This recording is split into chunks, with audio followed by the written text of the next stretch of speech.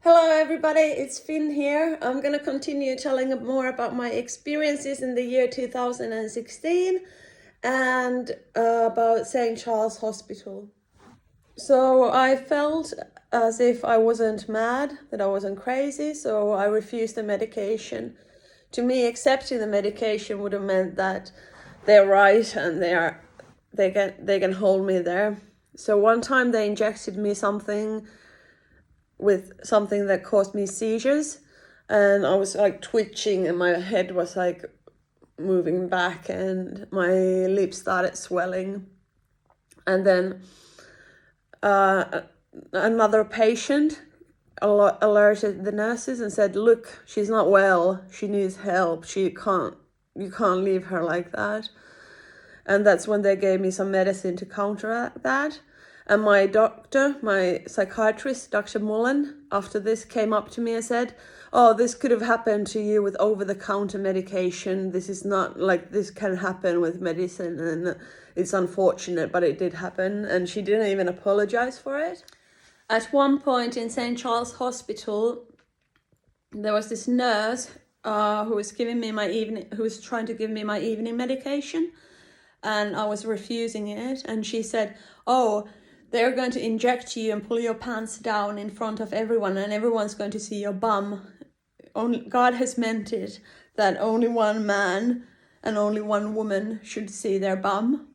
And then I got upset about the way she said it, and I thought, yeah, no, I'm not gonna be told to have medicine just because someone's gonna see my bum. So they saw my bum again. I got injected again.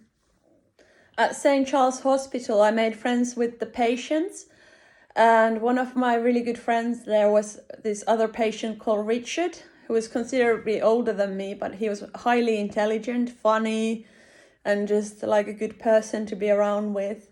And initially when I got there, I wasn't allowed to go out for walks at all.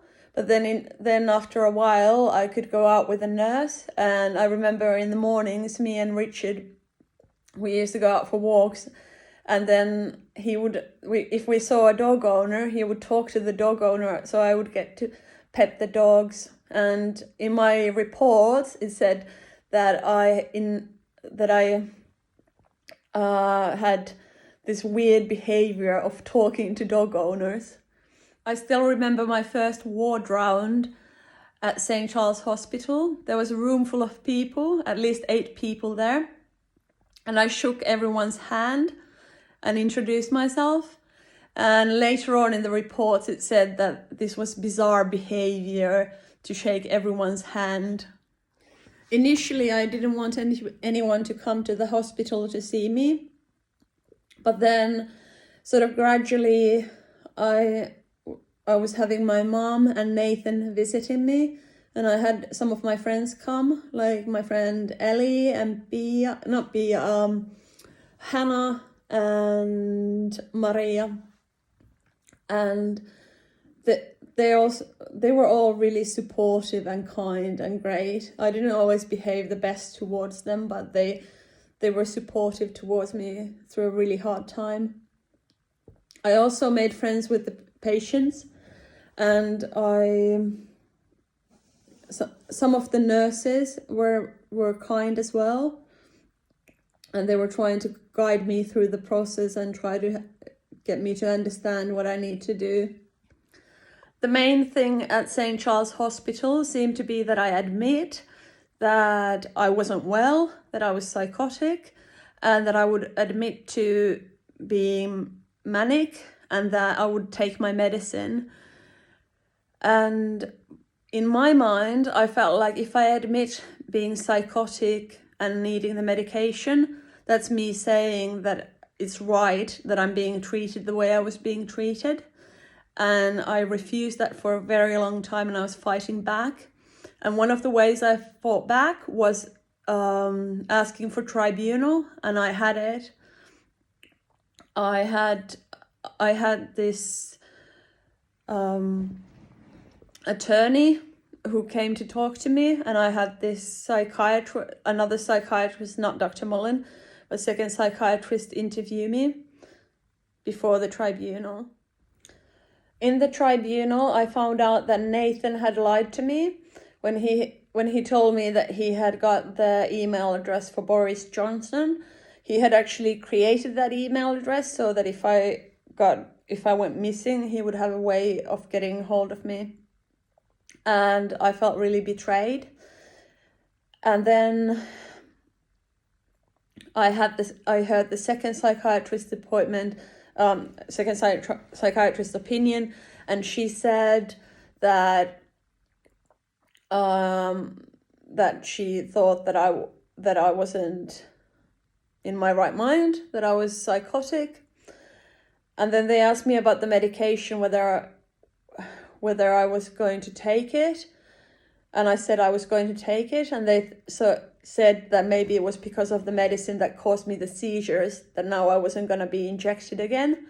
And the nurse that was from the ward, who was at the tribunal, she said that I had also said that I don't want to put the nurses through the injections, that it's traumatizing for the nurses as well. And I was hoping that the end result of the tribunal would have been that I would be let out of the hospital. But the judge said that my sectioning was legal and that I would be kept under section. Later, I read on my reports of the tribunal, and the judge had said that I was charming and witty, but it felt kind of bittersweet. Like, great that he thought that I was charming and witty, but yeah, you're still crazy and you still need to be sectioned. So at the end of the tribunal, I just shouted, "No!" like at the top of my lungs, and I went back to the ward with the nurse I was there with. At the ward, they had these like occupational therapy sessions. Like they had drama therapists come in, art therapists come in. And at one point at the drama therapy, we played this scenario where I was the consultant doctor, that I was the psychiatrist, and then another one of the patients was the patient, and one of them was a nurse typing in everything that happened. And I was just, as a doctor, I was like, "Do you admit being unwell? You're unwell, aren't you?" And the patient was like, "No, I'm not well. No, I'm not unwell." And I was like, "Yes, you are. You're still sectioned." And then like the drama therapist was horrified about what we were doing. And I said, "This is what it's like in the hospital." At the hospital, I felt really imprisoned, and I was getting close to wanting to do anything to be let out. And I nearly got out. And I will talk more about my experiences of being nearly discharged from St. Charles Hospital in my next video. Take care, everybody. Mwah.